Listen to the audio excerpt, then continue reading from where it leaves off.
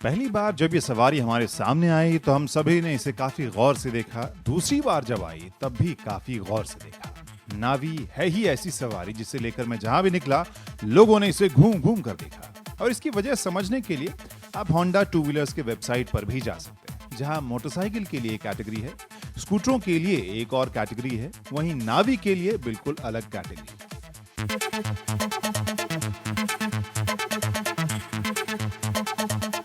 पहली नजर में होंडा नावी कैसी लग रही है? छोटी लग रही है। जी हाँ, छोटी तो लगेगी ही क्योंकि है भी ये छोटी और मेरे हाइट के सामने थोड़ी सी और ज़्यादा छोटी लग रही है। ऑटो एक्सपो में हमें याद है कि जब हमारे साथियों ने कहा था कि इसकी सवारी या इसकी टेस्ट राइड तुम मत करना, काफ़ी छोटी लगेगी, लेकिन खैर वो तो अलग बात है। यहाँ पर इस नावी के बारे में अगर मैं कहूँ तो सबसे पहली चीज़ जो आपने अलग अलग वर्जन सुने होंगे कि किस तरह से मोटरसाइकिल और स्कूटर के बीच का ये कुछ वर्जन लग रही है। मुझे मेरे हिसाब से अगर देखें तो मुझे ये एक मोपेड और स्कूटर के बीच का वर्जन ये सवारी लग रही है जो दिखती मोटरसाइकिल की तरह है। तो एक बहुत ही इंटरेस्टिंग सेगमेंट क्रिएट करने की होंडा कोशिश कर रही है, जिसमें एक बहुत ही खास मददगार जो इसका फीचर है वो इसकी कीमत है, जो लगभग 40,000 रुपये की एक शोरूम कीमत है, वो इसे काफ़ी एक्सेप्टेबल बनाती है बहुत से अलग अलग तरह के ग्राहकों के लिए।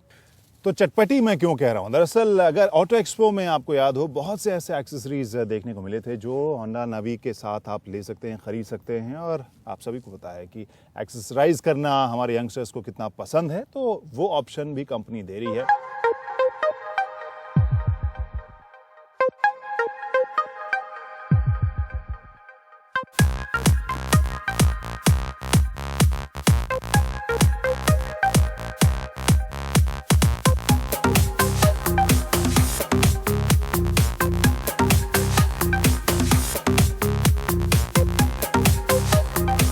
इस आकार के कई पहलू दिलचस्प हैं। जैसे ये एक्टिवा से लंबी सवारी है लेकिन ऊंचाई उससे कम है। ग्राउंड क्लियरेंस 3 mm ज्यादा है, थोड़ा ही ज्यादा। व्हील बेस थोड़ा सा ज्यादा है। वहीं सीट की ऊंचाई एक्टिवा जैसी है। तो आकार प्रकार में ये काफी अलग भी है लेकिन मिलती जुलती है। इसका वजन भी एक्टिवा से कम है लेकिन फ्यूल टैंक 3.8 लीटर का है और ये क्षमता ऐसी है जो थोड़ी दिक्कत दे सकती है। कंपनी के दावे के हिसाब से इसकी 60 किलोमीटर प्रति लीटर की माइलेज माने तो लगभग 250 किलोमीटर रेंज होगा फुल टंकी के साथ। अब इसे लेकर हाईवे पर तो जाना नहीं, लेकिन जल्दी जल्दी पेट्रोल पंप का चक्कर काटना भी परेशानी का सबब बन सकता है। तो ये वो खाली हिस्सा है जो इस होंडा नावी को नवी बनाता है, नवीन बनाता है, न्यू बनाता है, और ये खास इसका पहलू है जिसे आकर्षक भी बनाता है। अब थोड़े नज़दीक से इसके लुक और बाकी डिज़ाइन एलिमेंट्स को हम देखते हैं। जैसे इस हेडलैम्प को आप देखिए। इस हेडलैम्प को देखकर आपको लगेगा कि हाँ कोई बड़ी परफॉर्मेंस वाली बाइक का हेडलैम्प है ये, और ये एक बहुत ही इसको स्पोर्टी और ताकतवर सा लुक देता है। उसके बाद आप जब इसके टैंक के ऊपर जो डिज़ाइन है उसको देखें तो कार्बन फाइबर वाला फिनिश यहाँ दिया गया है। फिर से काफ़ी स्पोर्टी एलिमेंट दिया गया है। इंस्ट्रूमेंटेशन के ऊपर आप देखें तो यहाँ स्पीडोमीटर दिया गया है, इंडिकेटर है, हाई बीम इंडिकेटर है, और उसके अलावा आपको चाबी का पॉइंट है। लेकिन यहाँ पे भी आप नज़दीक से देखें तो कार्बन फिनिश, जो कार्बन फाइबर वाला फिनिश है वो दिया गया है। लेकिन जब आप उसके बाद देखें नज़दीक से तो फिर कुल मिलाकर ये जो हिस्सा है इसका बॉडी, वो आपको इसको अलग महसूस होगा। नहीं तो ये आप जब ध्यान से देखें तो लगेगा कि हाँ ये एक्टिवा की तरह एक स्कूटर की बॉडी या स्कूटर का ढांचा है दरअसल इस नवी के नीचे। आपको बताएं कि एक्टिवा 3G से ये हल्की भी ये सवारी है, तो वो एक चुस्ती अलग महसूस होगी। वो राइडिंग के वक्त मैं महसूस करूँगा अगर, तो फिर मैं आपको बताऊंगा। लेकिन वापस आते हैं इसके लुक और डिज़ाइन के ऊपर। तो यहाँ पर एग्जॉस्ट को जिस तरीके से कवर किया गया है, यहाँ पर भी आप अगर देखें थोड़ी धूल चली गई है, लेकिन यहाँ भी कार्बन फिनिश के एक पैटर्न के साथ कुल मिलाकर स्पोर्टी फील जो है वो चारों तरफ इसमें इस्तेमाल करने की कोशिश की गई है, जिससे कि ये वाकई एक स्कूटर के दिल वाली लेकिन एक स्पोर्ट्स बाइक की आत्मा वाली सवारी आपको महसूस हो। और मुझे लगता है कि ये बहुत से लोगों को पसंद ये आएगा डिज़ाइन।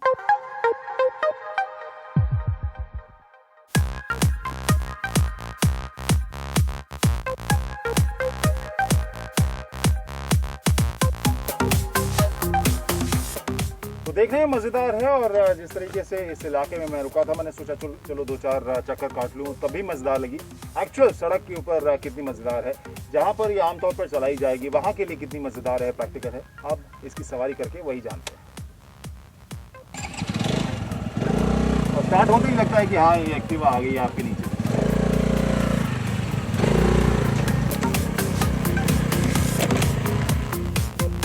देखने में नावी जितनी नई लगती है, स्टार्ट करने के बाद बहुत जानी पहचानी सी लगने लगती है। स्टार्ट होने की आवाज से लेकर इंजन की आवाज तक एक्टिवा की याद दिलाती है।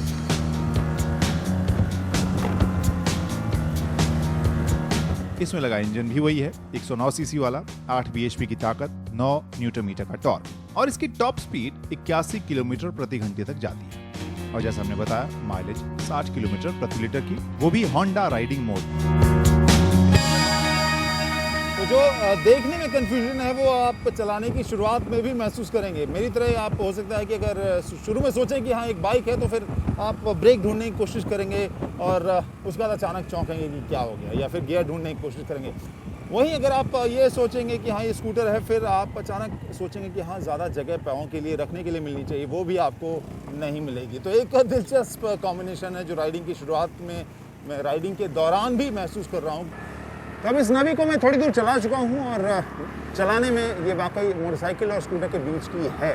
वो इसी वजह से क्योंकि स्कूटर की जो सीमा होती है, अगर मैं सस्पेंशन की बात करूँ, हैंडलिंग की बात करूँ, उससे ये बेहतर हैंडलिंग आपको ज़रूर देती है। और इसका सस्पेंशन मुझे बेहतर ज़रूर महसूस हुआ जब मैं छोटे छोटे स्पीड ब्रेकर्स के ऊपर स्कूटर्स कई बार आपको परेशान करते हैं। ये बेहतर तरीके से हैंडल कर रही है सवारी। लेकिन हाँ, मोटरसाइकिल की तरह आपको ये तेज़ तर्रार या रोमांचक नहीं रहेगी। हाँ, सीधी लाइन में काफ़ी मज़ेदार ये जाती है, लेकिन जब आप इसको इधर उधर मोड़ते हैं, जो मोटरसाइकिल में पकड़ महसूस होती है वो आपको इसमें महसूस नहीं होगी।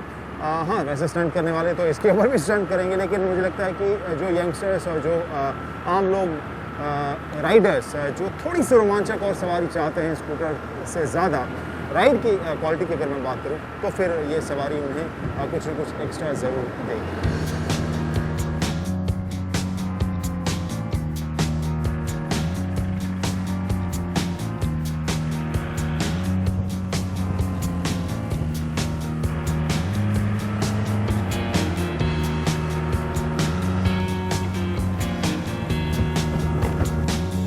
तो नावी को लाइफस्टाइल सवारी बनाने के लिए एक और कोशिश है होंडा की, जो कस्टमाइजेशन के विकल्प दे रही है कंपनी। हेडलैम्प से लेकर अंडर बॉडी गार्ड तक मिल रहे हैं। सामान रखने के लिए स्टोरेज भी आप अलग से खरीद कर नावी में फिट कर सकते हैं। तो राइड के बाद कह सकता हूं कि बहुत दिलचस्प और प्रैक्टिकल पैकेज है नई होंडा नावी। छोटी राइड के लिए सवारी ढूंढने वाले शहरी बाइकर्स के लिए।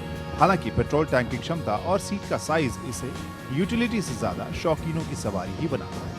इन दोनों का छोटा आकार नावी की कमी ही कहूंगा मैं।